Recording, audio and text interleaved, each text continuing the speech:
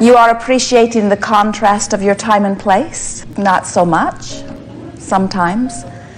The less contrast, the more you like it. From your broader non-physical perspective, you see contrast as a wonderful thing. But from your broader non-physical perspective, you did not intend to stand in the midst of abject discomfort. You saw contrast as variety, as choice. You did not see it as agony. And while contrast to ecstasy may be agony, you said, I will go forth, and by what I selectively sift to focus upon, what I selectively choose to be the reason for my vibrational offering, I expect, you said, that law of attraction will for the most part match me up with good feeling things. You did not say, I'll go forth and torture myself into success, because from your broader non-physical perspective, you understand that success does not come from that which is uncomfortable. You know that source energy,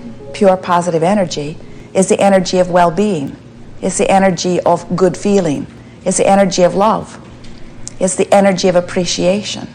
And you knew that that was, by your standards then, by your inner being standards now, the epitome of success. If you let joy be your standard, then you will always be in alignment with your source.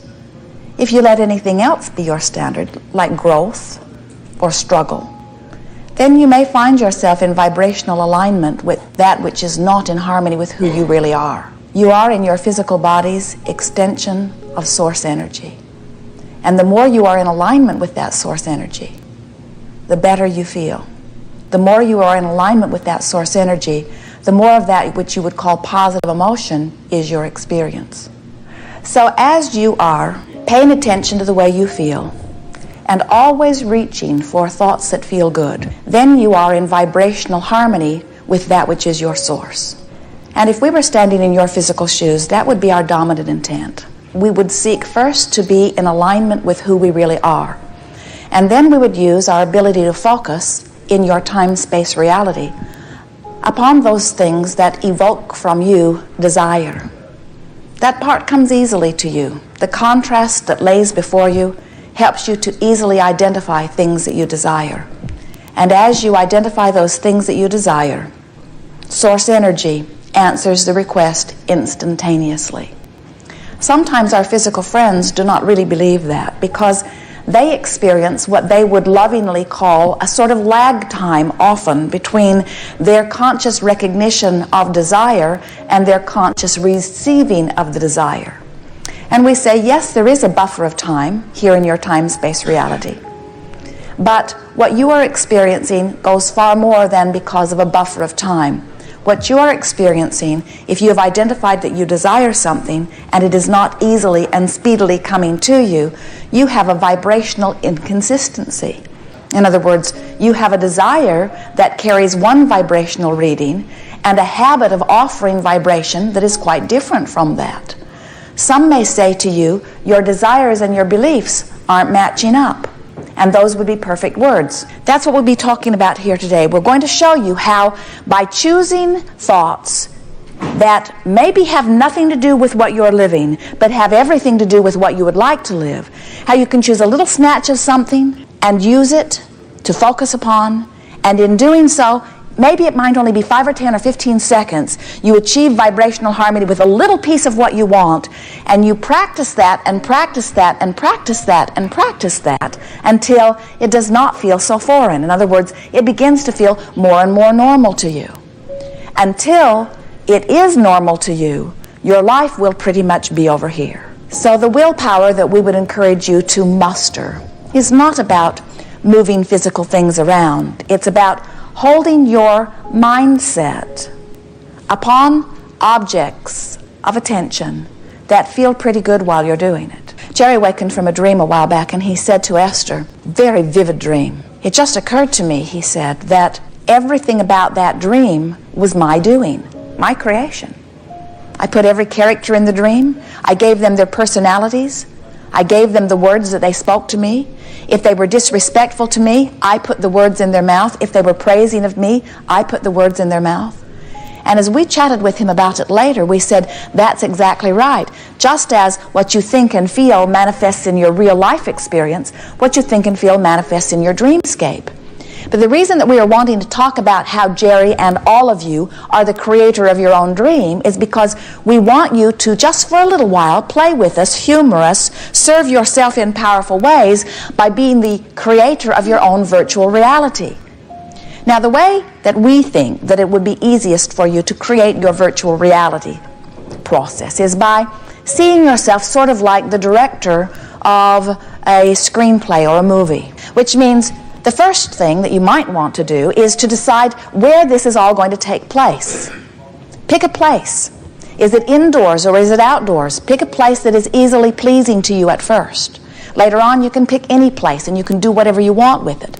In the beginning, do easy things. So, pick a scene. Is it indoors or outdoors? Is it morning or is it afternoon or is it evening? What does the air feel like? What is the temperature? How are you dressed? Who else is there? What is their mood? What is your mood? Is this a time of celebration? Why are you together? And now exchange just a few words of dialogue. And what you can begin to realize is that with just a little bit of mental exercise, you can go anywhere you choose. You can make it look any way you want it to look. You can make it feel any way you want it to feel. You can bring in anybody that you want to bring in. You can give them the attitude toward you that you want to give them. You can give yourself the attitude toward them that you want to feel. And then you can exchange some happy words and then get out. In other words, get in quick and get out. As we gave this game to a group a while back, Jerry and Esther had a rather long drive the next day, and as Jerry worked on editing or did a little reading or took a little nap while Esther was driving, every opportunity she had, she would say, all right, where is this scene? And she would pick some favorite place. And then she would say, what time of day is it? Sometimes it was morning, sometimes it was afternoon, but it was always a lovely time of day that she chose. When she would think about what the air felt like, sometimes she would give it just a little humidity, sometimes it would be so dry that it would feel good as it blew across her body. Sometimes it would be 90 degrees with no humidity at all. Sometimes it would be 86 degrees outside and 86 degrees in the water. In other words, she thought of every pleasant combination of temperature and humidity and time of day that she could think of. And then she would bring lovely friends to come and play with her. And they would have all kinds of lovely experiences. She got so good in her virtual reality that she began to resent reality. Just a little bit. Jerry would say, where are we? And Esther would say, don't talk to me now. I need 30 seconds. I just need 30 more seconds. Because the virtual reality was something that she could control everything about. And she began to recognize that she could control the fluctuations in her own vibration just by directing her thought.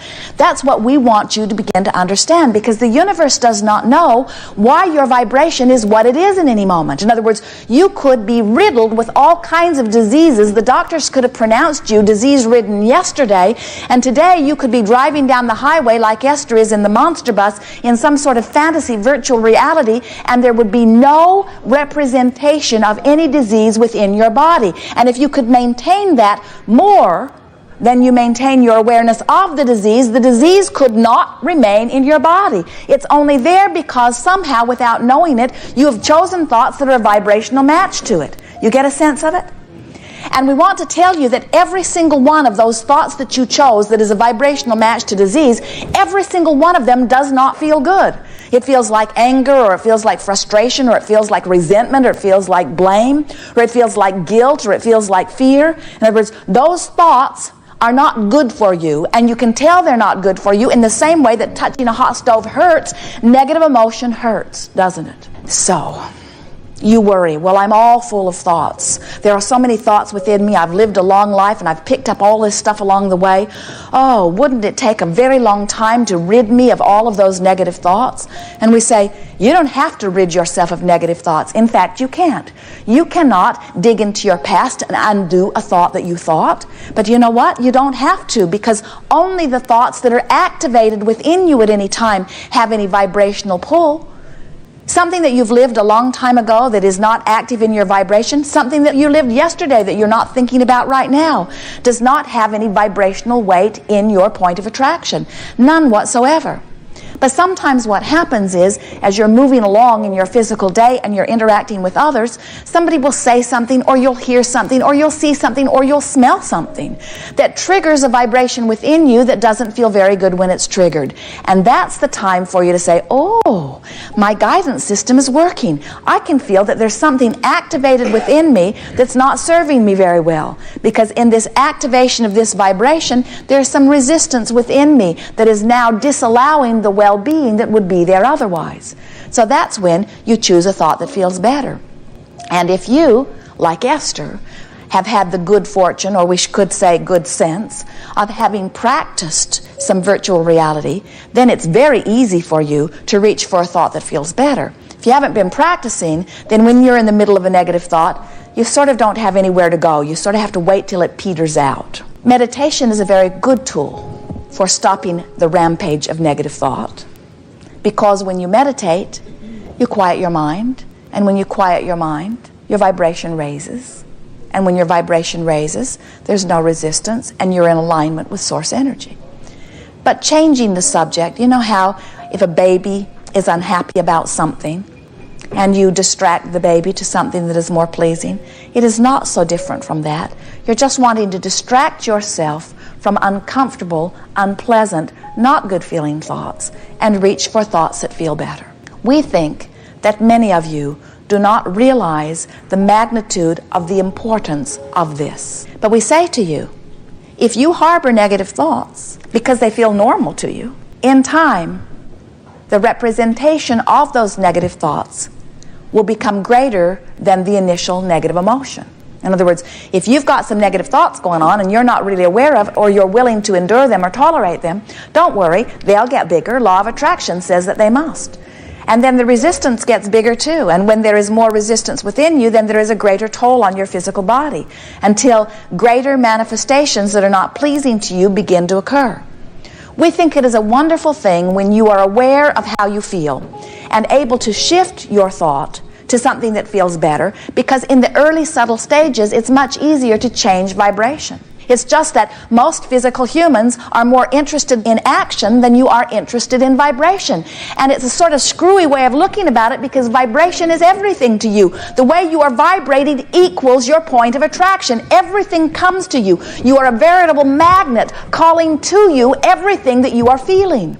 So if you are feeling mistreated, people mistreat you everywhere. If you are feeling uncared for, nobody cares for you. Jerry and Esther saw a little piece of a television special a day or two ago, and it was people who had been very famous for a short period of time and now were not in the limelight anymore.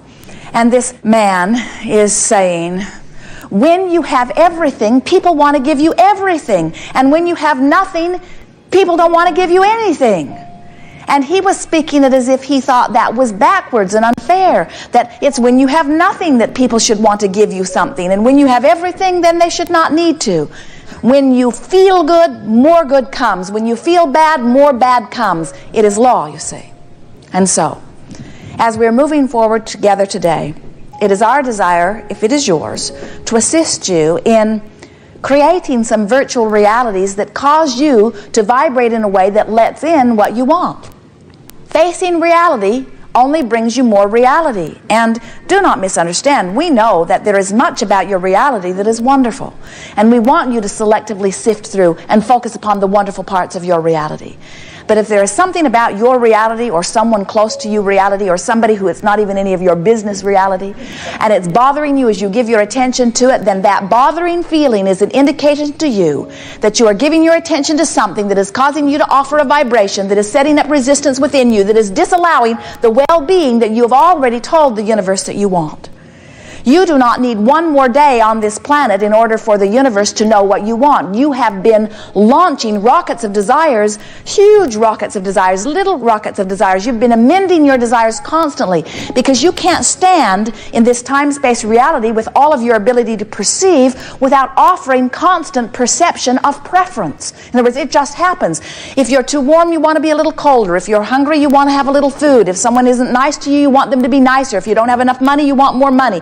If your body is stiff, you want more flexibility. If you are confused, you want more clarity. In other words, you are constantly in this place where preferences are being born within you, and every single one of them is heard by all that is and answered instantly every single time.